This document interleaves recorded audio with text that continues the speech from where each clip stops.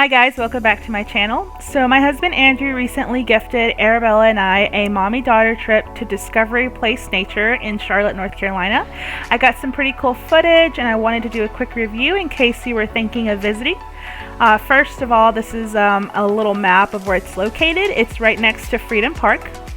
I also shot some footage driving in. It's in a really quiet residential area, and one thing I love about living back in North Carolina is there's so many trees, so much greenery. So we're pulling in now.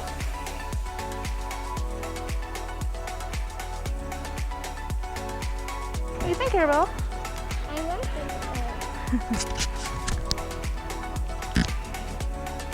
it. So because of COVID, masks were required at all times.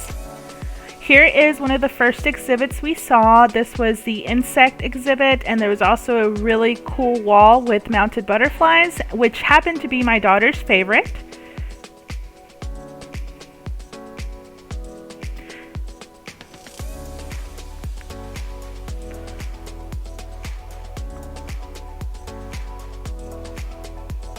Which one's your favorite? Which butterfly is your favorite butterfly? That one? Nice. She picked the monarch, which I thought was so cute.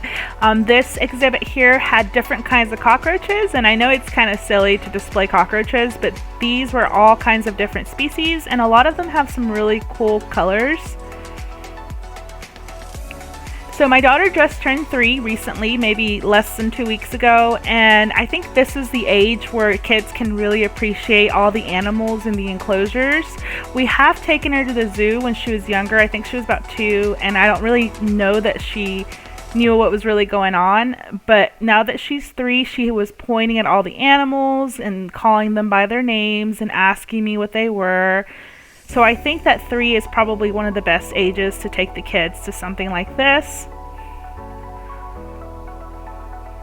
So this enclosure was the snake enclosure. There were several species of snakes.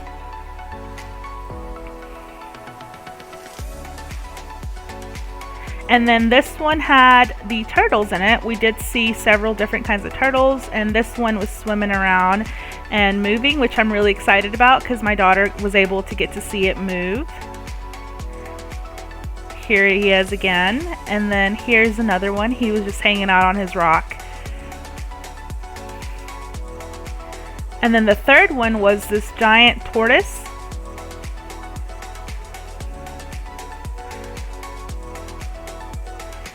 Then we moved on to this next enclosure, which had a really cute little possum, and he must have been really tired because he was just snoozing away.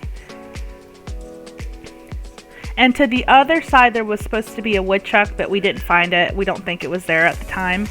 Then they had some interactive toys that the kids could play with. This one was a little burrow where you could bring in the chipmunk into his home in spring and into his home during the winter time, which I thought was really cute.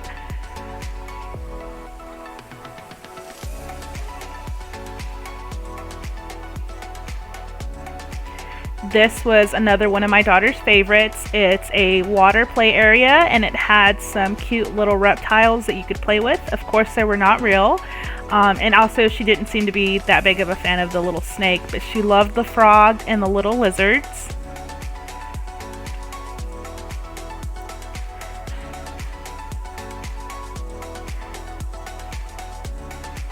This was one of my favorite exhibits, my personal favorite. It was the bee exhibit, and you could see the hive and how the bees were making honey and all the bees moving around.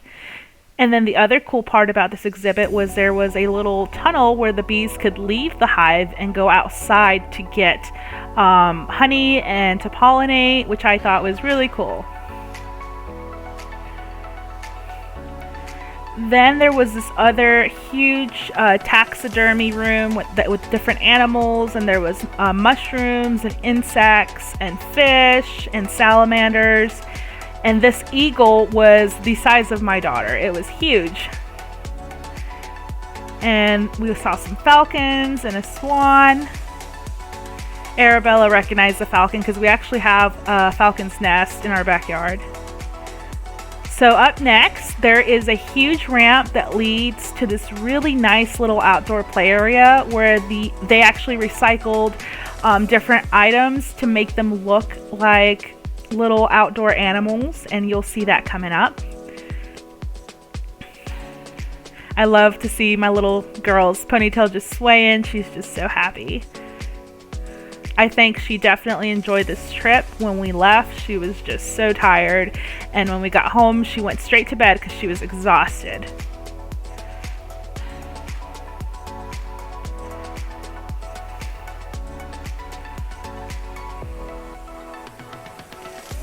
So here's that little outdoor play area I was telling you guys about.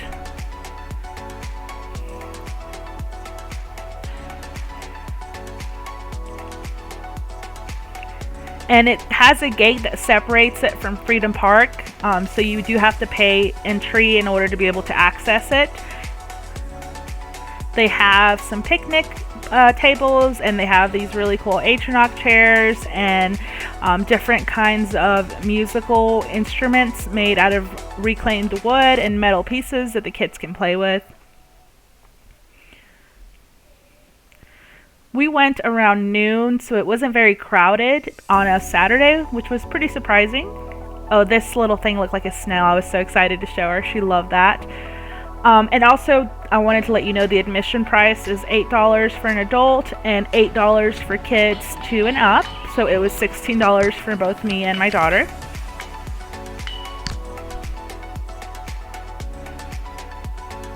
And this is the enclosure that you can see that has a dome from the outside, and it's actually where the birds live. And they were just roaming around on the ground, which was pretty interesting. They're very colorful.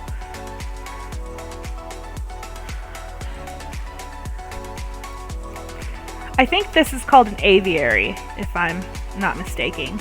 There was a lot of plants inside, and it was very humid. And then here in a second, I'm going to show you what the dome looks like from the inside. Here's just all the different plants. There we go. And then we did see one more bird, excuse me. I think he was right here somewhere. There he is.